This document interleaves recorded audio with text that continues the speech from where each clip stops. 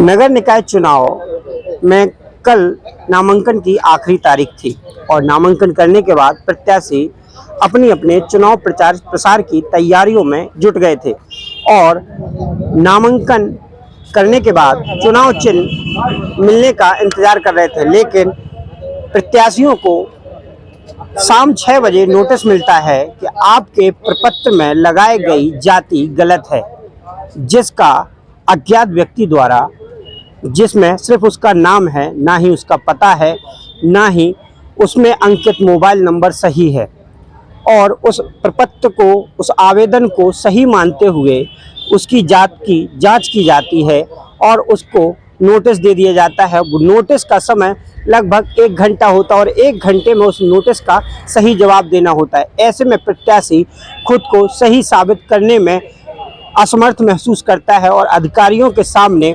अपनी कागज जो प्रस्तुत किए हैं उसको सही बताता है, लेकिन अधिकारियों द्वारा उन कागज़ों को निरस्त कर दिया जाता है। कुछ यही देखने को मिल रहा है झांसी के मऊरानीपुर तहसील परिसर में, और इस समय हम लोग वहां मौजूद हैं। हमारे साथ में कुछ लोग मौजूद हैं जिनके यहाँ पर क्या हुआ है, क्या घटनाक्रम है, उनसे बात करते हैं। क्या नाम है आपका? कोरी विजय कंचन। क्या विजय जी, क्या मामला है, पूरा क्या घटनाक्रम हुआ है? मामला ये है कि कल आवेदन हुए जी, रानीपुर के जितने भी प्रत्याशी थे, चाहे वो दल के हों चाहे निर्दलीय हों, सभी ने अपने आवेदन किए। आवेदनों के बाद हम लोगों को रसीद दी गई और हम लोग अपने अपने घर चले गए। आज कल उन्होंने बोला है कल आना, आपके फार्मों की जांच होगी। कुछ लोग यहाँ पहले आ चुके थे, उनके फार्मों की जांच हुई। बीच में 1 बजे के तकरीबन इन्होंने एक ऐसा मैटर बनाया, बोले वो मायके की जाति आपकी लोगों की नहीं लगी है, तो उन्होंने 8 फार्म पहले निरस्त किए। जब इनसे जवाब मांगा गया कि ये बताइए आपने जी 8 फार्म निरस्त किए, जाति लेखपाल बनाते हैं, तहसीलदार के साइन होते हैं, अगर मायके की जाति नहीं होती तो कैसे ये जाति प्रमाण पत्र जारी हुए? तो उन्होंने कहा भाई हम कुछ नहीं जानते, आप एसडीएम साहब से बात कर लो। एसडीएम साहब के पास गए तो वहां पता चला वो मीटिंग कर रहे हैं, उनके कवार नहीं खुले।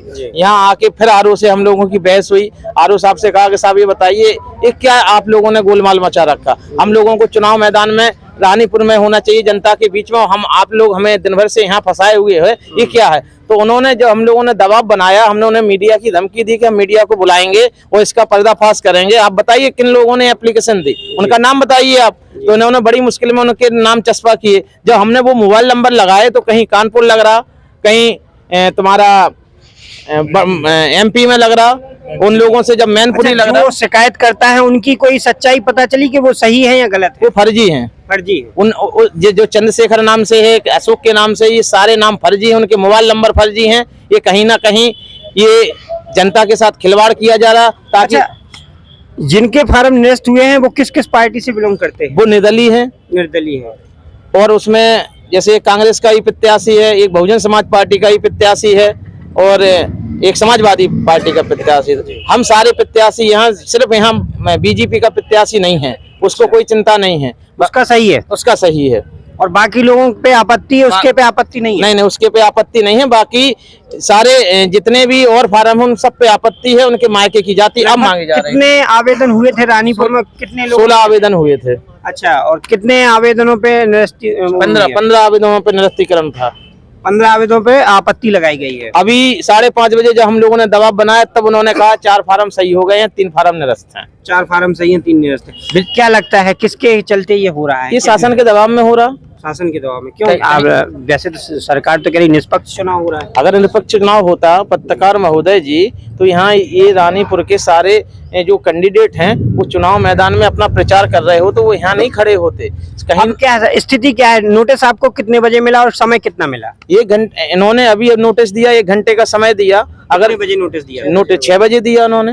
और समय कितने बजे तक का? 1 घंटे का, 7 बजे तक का। तो क्या आप साबित कर सकते हैं? नहीं कर पाएंगे, क्योंकि हमारे बिजलाल मास साहब जी हैं, इनका 50 साल पहले शादी हुई थी, इनके सास ससुर खत्म हो गए हैं।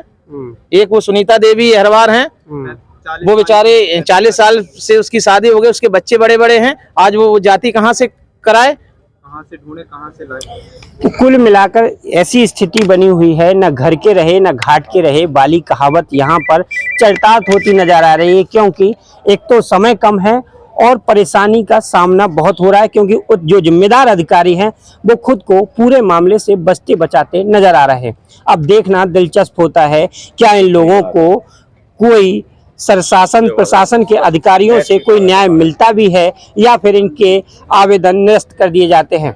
मऊरानीपुर से रवि परिहार की रिपोर्ट। क्या नाम है आपका? हमारा नाम ब्रिजलाल वर्मा, सेवा रानीपुर निवासी सेवानिवृत्त शिक्षक है हम। इसमें कहा गया है कि आपकी पत्नी की जाति का प्रमाण पत्र चाहिए हमें, जबकि श्रीमान जी से मैंने निवेदन किया कि मेरी शादी के 50 वर्ष पूरे हो चुके हैं। 50 वर्ष बाद ना उनके ससुर जिंदा है ना सास जिंदा, कोई है ही नहीं। अब इन्होंने समय दिया कि 1 घंटे बाद, जैसे 6 बजे इन्होंने नोटिस दिया, 7 बजे हमको जवाब दीजिए। अब 7 बजे हम कहाँ से देंगे? ग्राम बिजना टेहरौली तहसील पड़ती है, ना लेखपाल मिलेगा, ना हम वो साक्ष्य दे पाएंगे, ना हम इतना प्रस्तुत कर पाएंगे। साजिश कहाँ से चुनाव लड़ रहे थे अभी आप? यहाँ रानीपुर नगर पंचायत अध्यक्ष के लिए हम चुनाव लड़ रहे थे। तो अब क्या करेंगे आप? ये साजिश के तरह भी शिकायत की गई है।